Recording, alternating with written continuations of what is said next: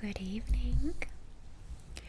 It's Green Beauty ASMR. Tonight we're going to read a book. This book is called Women Who Run with Wolves: Myths and Stories of the Wild Women Archetype. This is by Clarissa Pinkola Estes, and we're going to read just a little excerpt out of this book. But first, we're going to have some Halloween candy.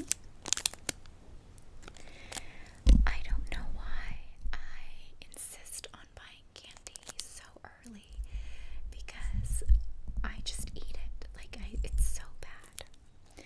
I need to just buy the candy this same day that I'm gonna pass it out.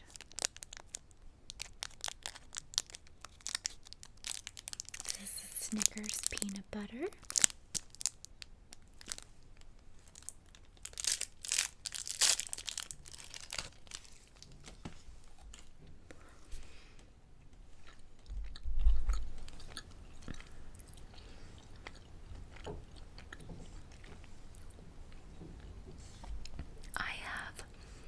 Such a sweet tooth. It's the biggest downfall for me that I have. It's definitely my weakest element, I guess, it's just a downfall of my personality, maybe. I don't know if that's the right way to say it.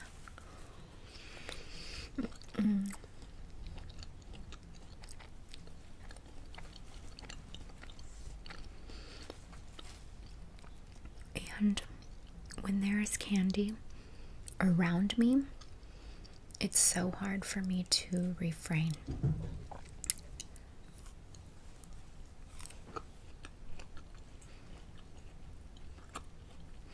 Especially chocolate.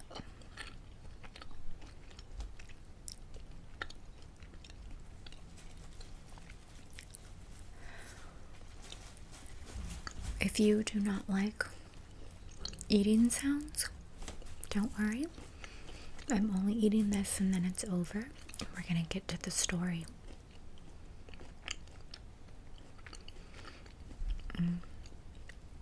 I do not like eating sounds at all. I do not understand the appeal whatsoever. No offense to anyone. I'm obviously making a video for you.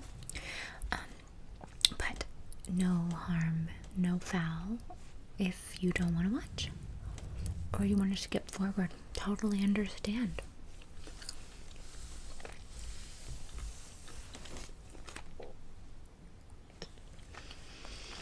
Okay.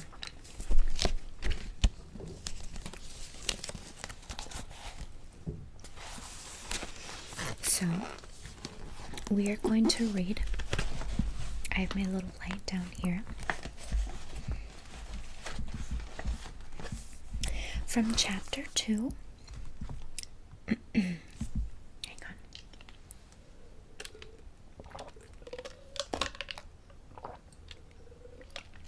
on. Water. Okay. This is called Stalking the Intruder, the Beginning Initiation.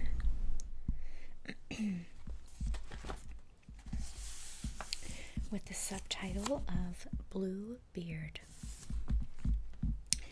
In a single human being, there are many other beings, all with their own values, motives, and devices.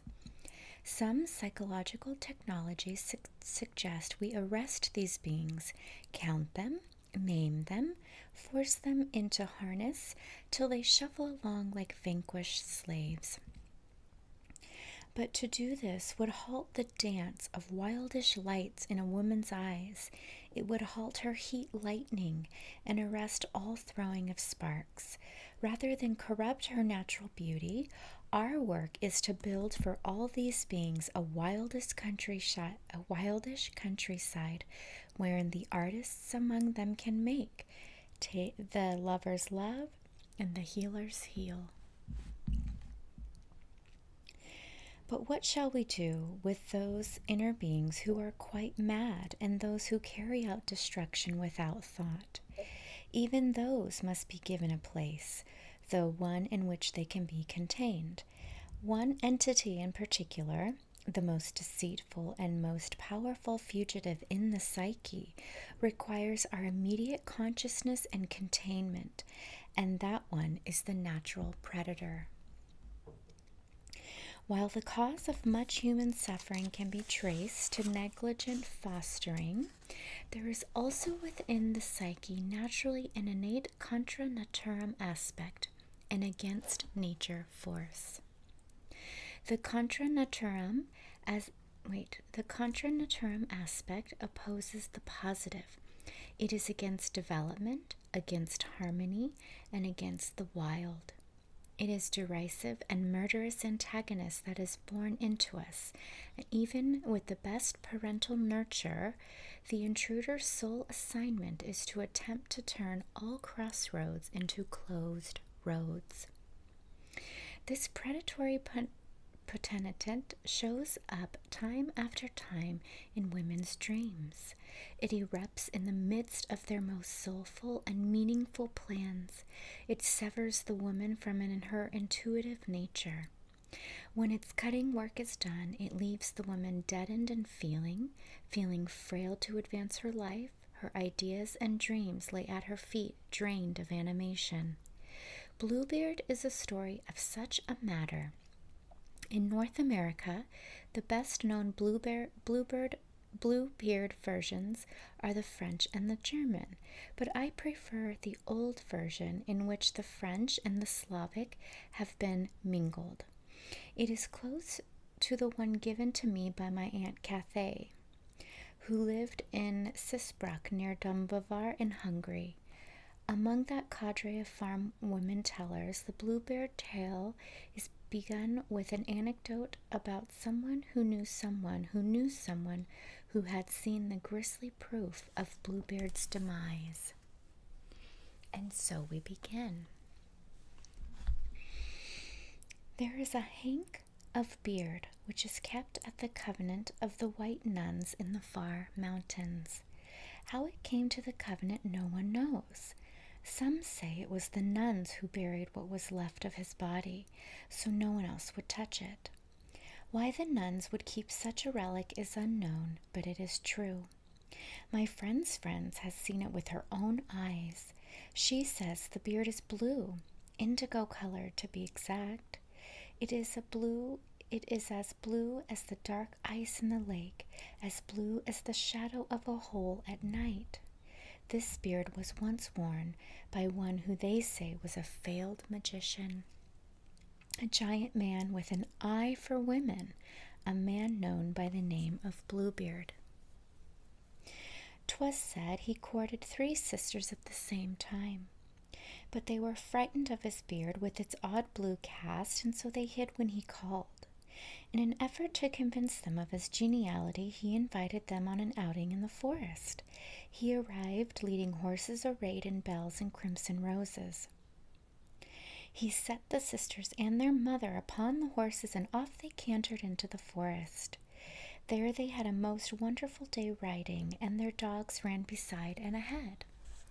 Later they stopped beneath a giant tree, and Bluebeard regaled them with stories and fed them dainty treats. The sisters began to think, well, perhaps this Bluebeard isn't so bad after all. They returned home all a chatter about how interesting the day had been, and did they not have a good time? Yet the 2 older sisters, suspicious and fears, returned, and they vowed not to see Bluebeard again. But the youngest sister thought if a man could be that charming, then perhaps he was not so bad.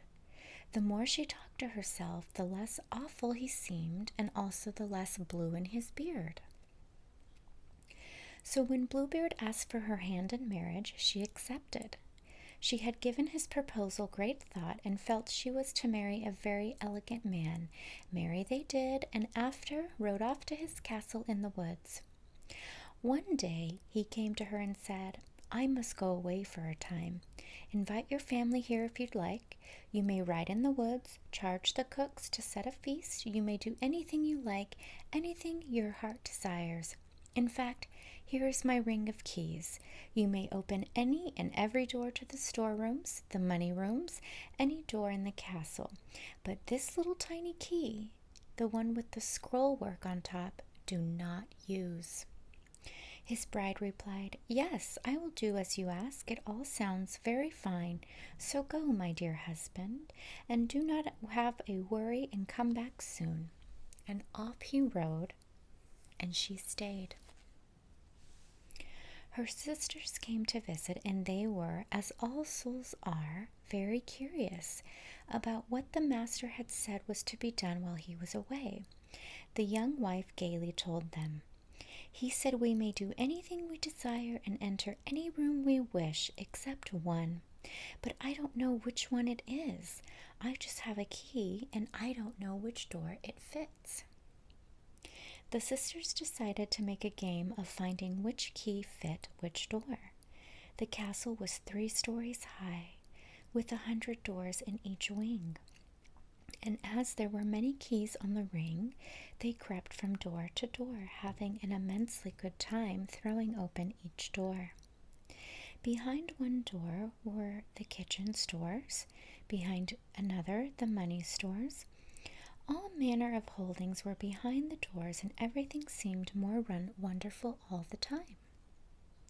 At last, having seen all these marvels, they came finally to the cellar, and at the end of the corridor, a blank wall. They puzzled over the last key, the one with the little scroll work on top. "Maybe this key doesn't fit anything at all." As they said this, they heard an odd sound. They peeked around the corner, and lo and behold, there was a small door just closing. When they tried to open it again, it was firmly locked. One cried, "Sister, sister, bring your key. Surely this is the door for that mysterious little key." Without a thought, one of the sisters put the key in the door and turned it. The lock scolded. The door swung open, but it was so dark inside they could not see. Without a thought, "Sister, sister, bring a candle." So a candle was lit and held into the room, and all 3 women screamed at once, for in the room was a mire of blood, and the blackened bones of corpses were flung about, and skulls were stacked in corners like pyramids of apples. They slammed the door shut, shook the key out of the lock, and leaned against one another, gasping, breasts heaving, "My God, my God!" The wife looked down at the key and saw it was stained with blood. Horrified, she used the skirt of her own gown to wipe it clean, but the blood prevailed. "Oh no!" she cried. Each sister took the tiny key in her hands and tried to make it as it once was, but the blood remained. The wife hid the tiny key in her pocket and ran to the cook's kitchen. When she arrived, her white dress was stained red from the pocket to hem, for the key was slowly weeping drops of dark and blood. She ordered the cook, "Quick, give me some horsehair." She scoured the key, but it would not stop bleeding. Drop after drop of pure red blood issued from the tiny key. She took the key outdoors, and from the oven she pressed ashes into it and scrubbed some more. She held it into the heat to sear it. She laid cobweb over it to staunch the flow, but nothing could make the weeping blood subside. "Oh, what am I to do?" she cried. "I know. I'll put the little key away. I'll put it in the wardrobe. I'll close the drawer. This is a bad dream. All will be all right." And this she did do. Her husband came home the very next morning, and he strode into the castle calling for his wife. "Well, how was it while I was away?" "It was very fine, sir." "And how are my storerooms?" he rumbled. "Very fine, sir." "How are my money rooms?" he growled. The money rooms are very fine also, sir. So everything is good, wife? Yes, everything is good. Well, he whispered, then you best return my keys. Within a glance he saw a key was missing. Where is the smallest key? I lost it. Yes, I lost it. I was out riding and the key ring fell down and I must have lost the key. What have you done with it, woman? I don't remember. Don't lie to me. Tell me what you did with that key. He put his hand to her face as if to caress her cheek, but instead seized her hair. You infidel, he snarled, and threw her to the floor. You've been into the room, haven't you? He threw open her wardrobe, and the little key on the top shelf had bled blood red down all the beautiful silks of her gowns hanging there. Now it's your turn, my lady, and he screamed and dragged her down the hall and into the cellar till they were before the terrible door. Bluebeard merely looked at the door with his fiery eyes, and the door opened for him. There lay the skeletons of all his previous wives. And now, he roared, but she caught hold of the door frame and would not let go. She pleaded for her life. Please, please, please allow me to compose myself and prepare for my death. Give me but a quarter hour before you take my life so I can make my peace with God. All right, he snarled. You have but a quarter of an hour, but be ready. The wife raced up the stairs to her chamber and posted her sisters on the castle ramparts. She knelt to pray, but instead called out to her sisters, Sisters, sisters, do you see our brothers coming? We see nothing, nothing on the open plains. Every few moments she cried up to the ramparts, Sisters, sisters, do you see our brothers coming? We see a whirlwind, perhaps a dust devil in the distance. Meanwhile, Bluebeard roared for his wife to come to the cellar so he could behead her. Again she called out, Sisters, sisters, do you see our brothers coming? Bluebeard shouted for his wife again and began to clump up the stone steps. Her sisters cried out, Yes, we see them. Our brothers are here and they have just entered the castle. Bluebeard strode down the hall towards his wife's chamber. I am coming to get you, he bellowed. His footfalls were dense. The rocks in the hallways came loose. The sand from the mortar poured onto the floor. As Bluebeard lumbered into her chamber with his hands outstretched to seize her, her brothers on horseback galloped down the castle hallway and charged into her room as well. There they routed Bluebeard out onto the parapet. There and then, with swords, they advanced upon him, striking and slashing, cutting and whipping, beating Bluebeard down to the ground, killing him at last, and leaving for the buzzards his blood and gristles.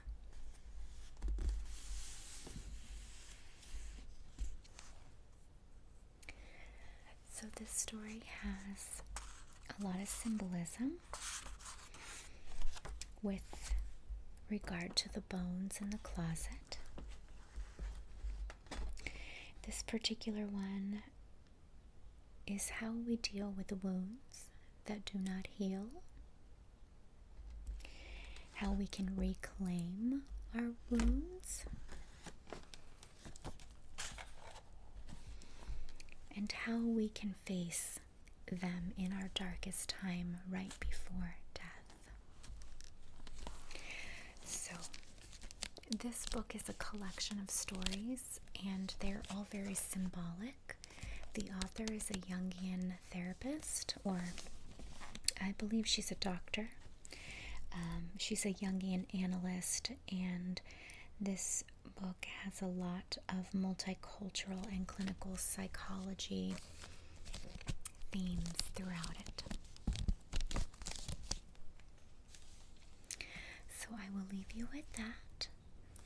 If you enjoy this, please let me know. I'm happy to read some more little short stories to all of you. And this serves as a reminder to all of us that we can always reclaim our wounds and our dark doors with bones in our skeletons in our closet, we can always reclaim them and be brave and overcome them. I wish each of you a very lovely, relaxing night or day or